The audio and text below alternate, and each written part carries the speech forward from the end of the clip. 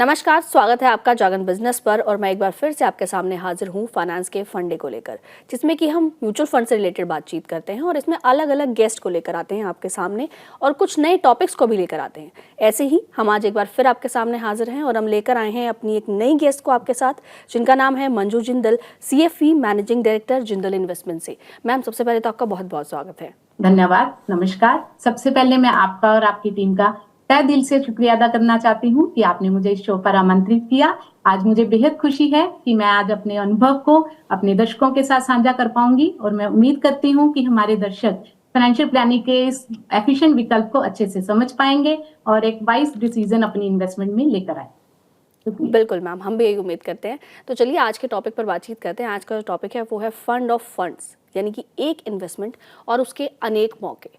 इसको समझते हैं। सबसे पहले तो ये समझते हैं कि ये फंड ऑफ फंड्स होता क्या है और ये ट्रेडिशनल फंड्स से अलग क्यों होता है। एक्चुअली ट्रेडिशनल फंड क्या करते हैं? ट्रेडिशनल फंड जो होते हैं वो डायरेक्टली किसी भी स्टॉक्स या बॉन्ड्स में इन्वेस्ट करते हैं, बट जो फंड ऑफ फंड जिनको हम FOF कहते हैं वो डायरेक्टली किसी स्टॉक्स या बॉन्ड्स में इन्वेस्ट नहीं करते, वो अदर म्यूचुअल फंड में ही इन्वेस्ट करते हैं। एक तरह से आप इसको अम्ब्रेला फंड कह सकते हैं, जिसमें कई तरह के म्यूचुअल फंड शामिल होते हैं, जैसे debt fund, equity fund, hybrid fund और इंटरनेशनल फंड। क्योंकि जो ट्रेडिशनल फंड जो होता है वो एक ही स्ट्रेटेजी को फॉलो करता है, बट जो हमारा फंड ऑफ फंड होता है वो मल्टीपल स्ट्रेटेजी को फॉलो करता है और वो आपको मल्टीपल फंड मैनेजर की अपनी सहूलतें और मल्टीपल एसेट क्लास को आपको फायदा देता है, और जिससे कि पोर्टफोलियो में डाइवर्सिफिकेशन और डेप्थ बनी रहती है।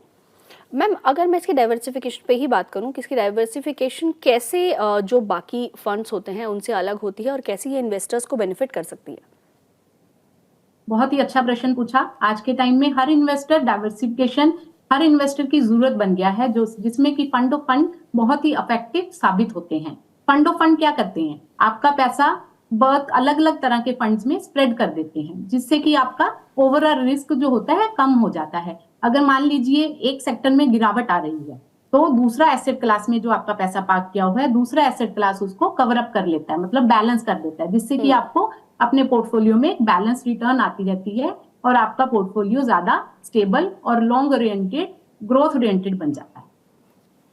तो फिर मैम, जब कोई निवेशक म्यूचुअल फंड को सेलेक्ट करता है, तो ऐसे ही जब कोई निवेशक FOF को सेलेक्ट करता है तो उसे किन चीज़ों का ध्यान रखना चाहिए, जैसे कि अंडरलाइंग फंड्स हो गए या फिर किस इन्वेस्टमेंट स्ट्रैटेजी के तहत उनको इसमें निवेश करना चाहिए। एक्चुअली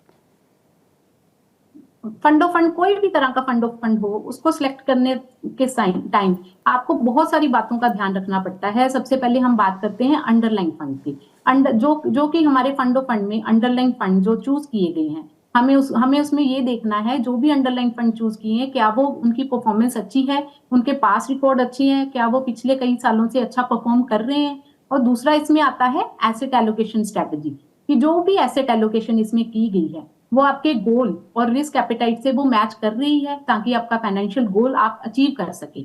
और थर्ड जो सबसे इंपॉर्टेंट बात है, लिक्विडिटी। लिक्विडिटी इसमें अहम फैक्टर है, बिकॉज जब भी इन्वेस्टर के लिए सबसे ज्यादा जरूरी होता है लिक्विडिटी, किसी भी फंड का लिक्विडिटी होना, क्योंकि वो किसी भी टाइम किसी भी फंड से एग्जिट कर सके। ये इस चीज में हमें जरूर ध्यान रखना चाहिए कि आपका फंड में लिक्विडिटी हो, आप किसी भी फंड में किसी भी टाइम पे एग्जिट कर सके। मैम, मार्केट का तो हम सबको पता है कि मार्केट कभी भी एक तरफा नहीं चलता है, हमेशा उतार चढ़ाव मार्केट में लगे ही रहते हैं। तो ऐसे में अगर मार्केट में डाउनटर्न का माहौल हो, तो ऐसे डाउनटर्न में FOF कैसे हेल्प कर सकता है इन्वेस्टिंग में, या फिर ये कहूँ कि इसके जरिए कैसे रिस्क और वोलेटिलिटी को मैनेज किया जा सकता है। मैनेज किया, ओके। फंड ऑफ फंड की मैं सबसे पहले आपको बताऊं, फंड ऑफ फंड की खूबसूरती ही ये है कि उसका स्ट्रक्चर ही इस तरह बना हुआ है कि वो ऑटोमेटिकली रिस्क और वॉलेटिलिटी को बैलेंस करता है। अगर मार्केट में इक्विटी फंड ज्यादा वॉलेटाइल है, मार्केट अगर ज्यादा वॉलेटाइल है, इक्विटी फंड ऊपर नीचे ज्यादा हो रहा है, तो उसमें मौजूदा जो डेट फंड है, गोल्ड फंड है, आपके पोर्टफोलियो को स्टेबल बना देते हैं। और मार्केट डाउनट्रेंड के समय भी FOF क्या करता है, आपका जो आपके फंड ऑफ फंड में जो मल्टी एसेट एक्सपोजर है, मल्टी एसेट एक्सपोजर क्या करता है, एक कुशन की तरह काम करता है, जो कि आपके पोर्टफोलियो में स्टेबिलिटी लेके आता है, जिससे कि अगर एक सेक्टर ऊपर जाता है या एक सेक्टर में गिरावट आ जाती है तो दूसरा सेक्टर उसको स्टेबिलिटी प्रदान करता है, जिससे आपको एक स्टेबल रिटर्न आपके FOF में आती रहती है। बिल्कुल मैम, जैसे कि आपने मल्टी सेक्टर फंड्स की बात की, तो एफओएफ इनमें इन्वेस्ट करता है, और क्या एफओएफ का कोई ऐसा क्राइटेरिया है कि उसे कुछ परसेंटेज किसी टाइप के फंड में इन्वेस्ट करनी ही है? जैसे नॉर्मल म्यूचुअल फंड्स जो होते हैं उनके अंदर इम्प्लीकेशंस होती हैं कि उन्हें जो इन्वेस्टमेंट है वो लार्ज कैप्स में रखनी ही होगी ताकि वॉलेटिलिटी मैनेज की जा सके, तो क्या ऐसा कोई क्राइटेरिया एफओएफ में भी होता है?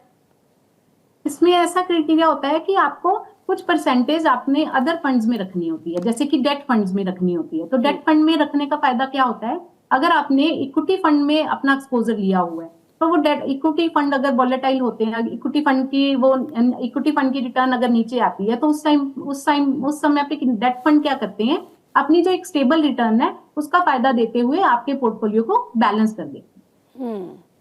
और अगर मैं इसकी टैक्स इम्प्लीकेशंस की बात करूं तो मैम एफओएफ में क्या टैक्स इम्प्लीकेशंस होती हैं? अगर मैं बात करूं, हालांकि ये एफओएफ इक्विटी फंड की ही तरह ट्रीट होते हैं, इक्विटी फंड ही है, बट इनकी टैक्सेशन जो होती है वो इक्विटी फंड की तरह नहीं होती, क्योंकि इनकी टैक्सेशन सिर्फ डिपेंड करती है इनके होल्डिंग पीरियड पे।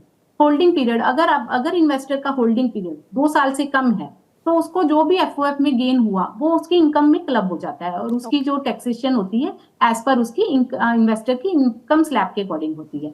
बट अगर इन्वेस्टर का होल्डिंग पीरियड 2 साल से ज्यादा है, अगर वो 2 साल से पैसा इसमें ज्यादा 2 साल से ज्यादा पार्क करके रखता है, तो उसको जो भी 2 साल के बाद जो भी प्रॉफिट होएगा उस पे फ्लैट 12.5% टैक्स देना पड़ेगा विदाउट एनी इंडेक्सेशन।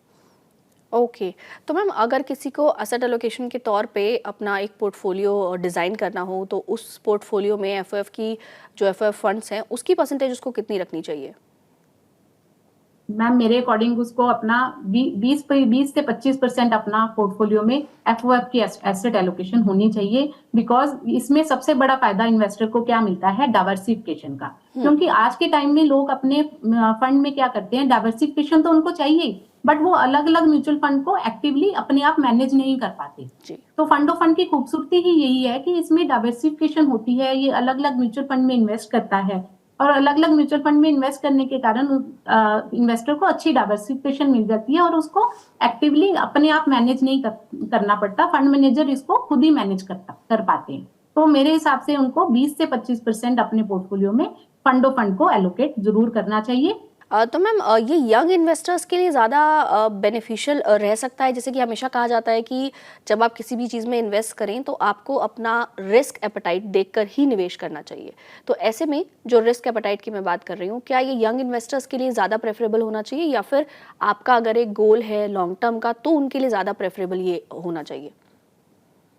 देखिए मैम, एफओएफ में हम इन्वेस्टमेंट करने की सलाह देते हैं, ये लॉन्ग टर्म इन्वेस्टमेंट है। अगर आप यंग इन्वेस्टर हैं चाहे आप लॉन्ग ओरिएंटेड इन्वेस्टर हैं, हम दोनों को ही सलाह देंगे। अगर आप एफओएफ में जा रहे हैं तो आप एक लॉन्ग अपना होराइजन लेके चलें ताकि आपको एक बेहतरीन रिटर्न इसमें मिल सके, क्योंकि यंग इन्वेस्टर आज के टाइम में अगर वो जब तक रिटायर होएगा, अगर वो एफओएफ में अपना पैसा इन्वेस्टमेंट करता है तो उसको कुछ अगर अपना गोल अचीव करना है, लेट से उसका कोई मैरिज का गोल है, अपना कोई हायर स्टडी का गोल है, या फिर अपना मैरिज का या रिटायरमेंट का गोल है, तो वो तो उसका लॉन्ग टर्म गोल है, उसको अचीव करने के लिए उसको अपने फंड ऑफ फंड में इन्वेस्टमेंट करके और उसमें बने रहने की सलाह दी जाती है ताकि वो अपने गोल को अचीव कर सके लॉन्ग टर्म इन्वेस्टमेंट स्ट्रेटेजी से।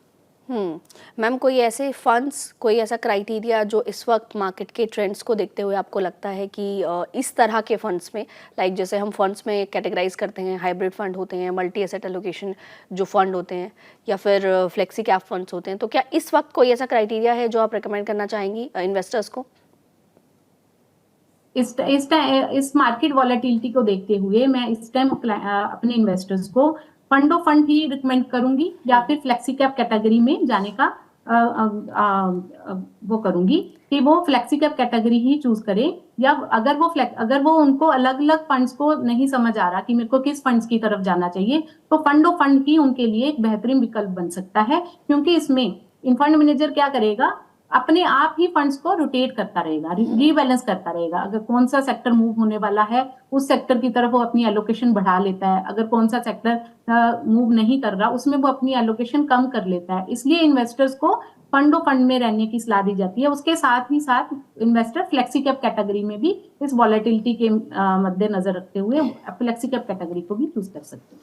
बिल्कुल मैम, मुझे लगता है हमारे दर्शकों को ये बात बहुत अच्छे से समझ आ गई होगी कि जो ट्रेडिशनल फंड्स हैं और जो फंड ऑफ फंड है, उनमें क्या डिफरेंस है और बेसिकली ये कितना फ़ायदेमंद हो सकता है आपकी एसेट एलोकेशन के लिए। क्योंकि जब भी आप निवेश करते हैं तो एक बात ज़रूर कही जाती है कि आप अपने फंड्स को एक बास्केट में ना डालें, अपनी इन्वेस्टमेंट को किसी एक बास्केट में पार्क ना करें, बल्कि उसे डाइवर्सिफाई करके रखें, ताकि अगर एक एसेट क्लास नीचे जाती है तो दूसरी एसेट क्लास का फ़ायदा आपको ज़रूर मिल सके। और हमें मैम ने भी यही बात समझाई। So ma'am, thank you so much आज हमारे साथ जुड़ने के लिए और अपनी इनसाइट्स हमारे साथ शेयर करने के लिए। धन्यवाद जी, हम अगली बार फिर आपके सामने हाजिर होंगे और फिर से लेकर आएंगे किसी नए टॉपिक पर बातचीत एक नई मेहमान के साथ। तब तक के लिए आप हमारे साथ बने रहें और देखते रहें जागरण बिजनेस।